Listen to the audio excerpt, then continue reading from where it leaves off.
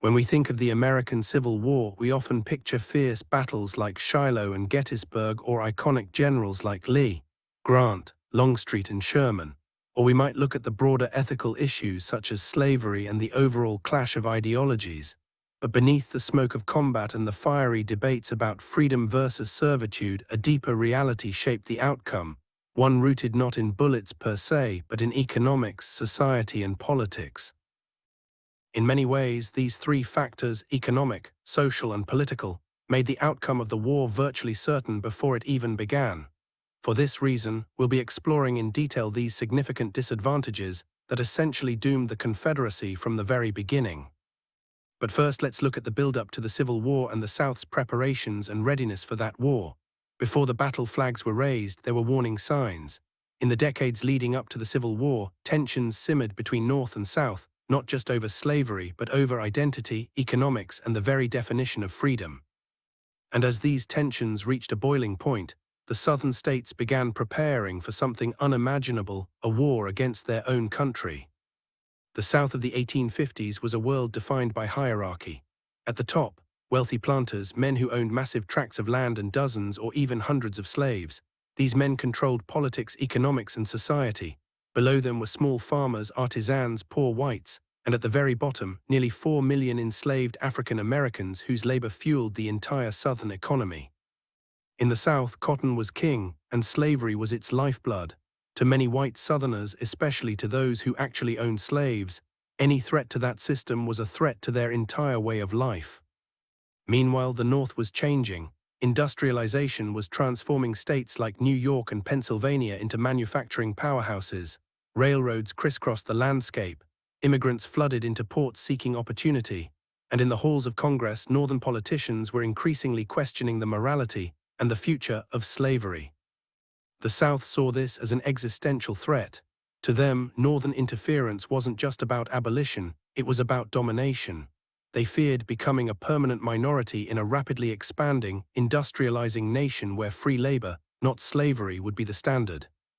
Each new state added to the Union sparked fierce debate. Would it be free or slave? Would it tip the balance of power? The Compromise of 1850 and its Fugitive Slave Act, as well as the Kansas-Nebraska Act and the violent turmoil of Bleeding Kansas, all were signs that America's sectional divide was growing deeper, more violent, and increasingly unsolvable. Then came the bombshell in November 1860, when Abraham Lincoln was elected President of the United States. He wasn't even on the ballot in most Southern states, and yet he won anyway, to the shock and horror of many in the South. To the Southern elite, Lincoln represented a direct threat to slavery, even though he promised not to interfere where it already existed. They didn't believe him. Instead, Southerners believed the long-feared moment had arrived, that slavery's days were numbered, and their way of life was under siege from a government no longer in their control. In drawing rooms and taverns, courtrooms and cotton fields, the word spread, secession. It was a radical solution to a long-simmering crisis. South Carolina was the first to go. On December 20, 1860, just over a month after Lincoln's election, delegates in Charleston voted unanimously to secede. Church bells rang, flags waved, cannon fire echoed in celebration. Within weeks, other Deep South states followed suit. Mississippi seceded on January 9, 1861. Florida followed on the 10th. Alabama on the 11th. Then Georgia on the 19th. Louisiana on the 26th, and then Texas on February 1, 1861. Within 6 weeks, 7 states had left the Union.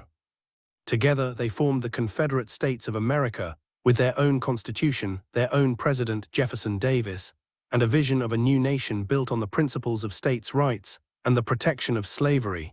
This latter point was specifically enshrined in their new constitution. But not everyone in the South was eager for war, and not every state jumped immediately to join the rebellion. In border states like Virginia, Tennessee, Arkansas, and even non-border state North Carolina, public opinion was deeply divided. Many feared what secession would bring.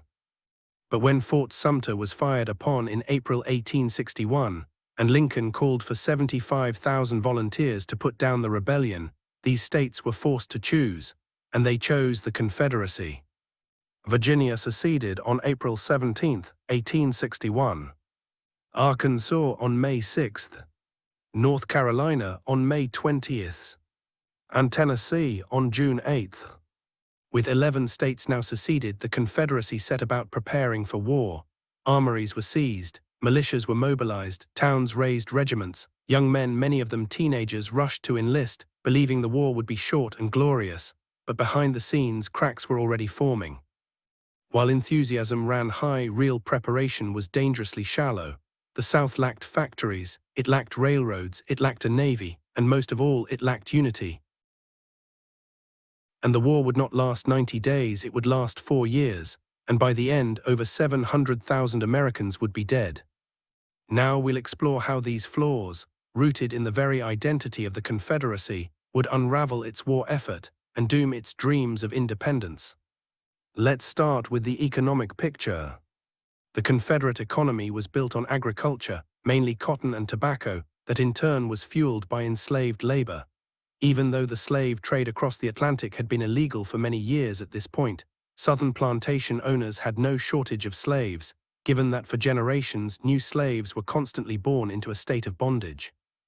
Unlike the North, the South had very little industry. In fact, the states that would fight for the Union produced over 90% of the nation's manufactured goods. That meant that in any conflict between the North and the South, the former would have more weapons, more uniforms, more ships, more trains, more of everything needed to fight a modern war, with the South constantly facing shortages when supplying their troops in the field, or even their people at home. Transportation was another huge problem for the South as they entered the war. The Southern rail network at the time was limited, disconnected, and often used different track widths, making the movement of troops and supplies slow and chaotic. Meanwhile, the Union's vast, largely uniform rail system moved armies with remarkable speed and reliability. It allowed the Union to take maximum advantage of its already massive numerical superiority in the field. Then there was the issue of money, or rather the lack of it in the South. The Confederacy had almost no access to gold or silver. Its banking system was disjointed and underdeveloped at best. So what did the financial leaders of the Confederacy do in response to this dire situation? They printed paper money, a lot of it. The result?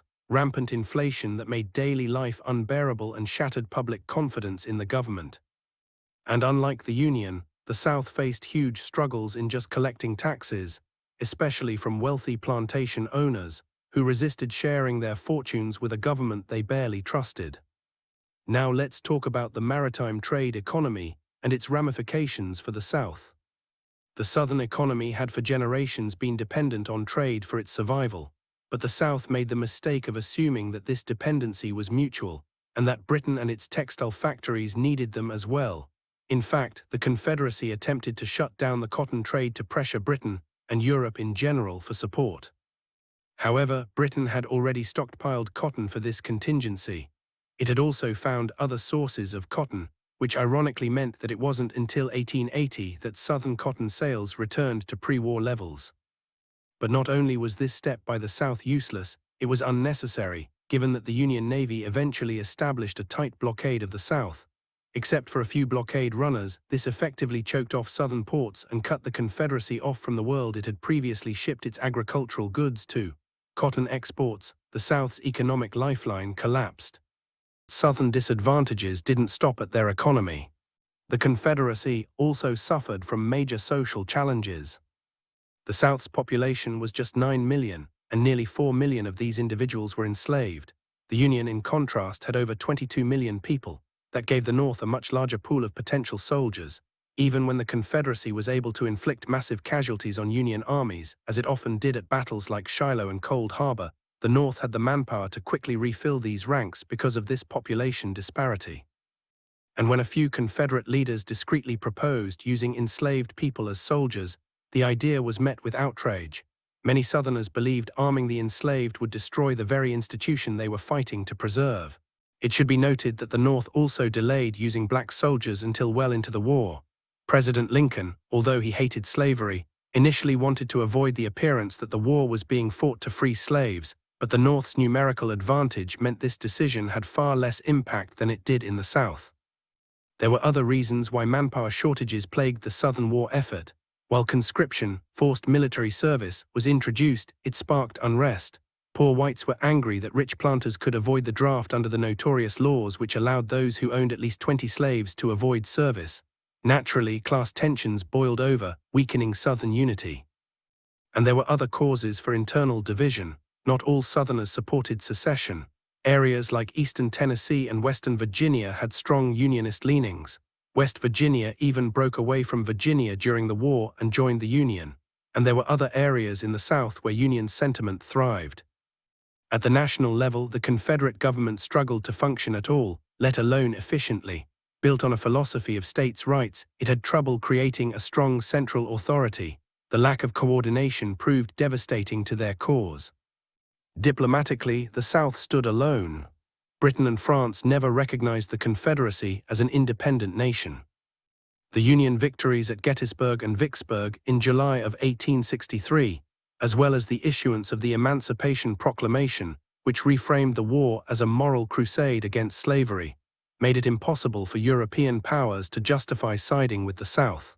Southern cities saw food riots. Even the Southern capital at Richmond saw rioters demanding food and other basic supplies. Soldiers deserted in ever larger numbers. The dream of Confederate independence faded into hunger, disillusionment, and chaos. So in the end, it wasn't just the Union Army that defeated the Confederacy. It was a combination of economic weakness, social division, and political dysfunction, disadvantages too deep to overcome. Thanks for watching. If you found this video insightful, please like, share, and subscribe for more examinations of the history that shaped our world.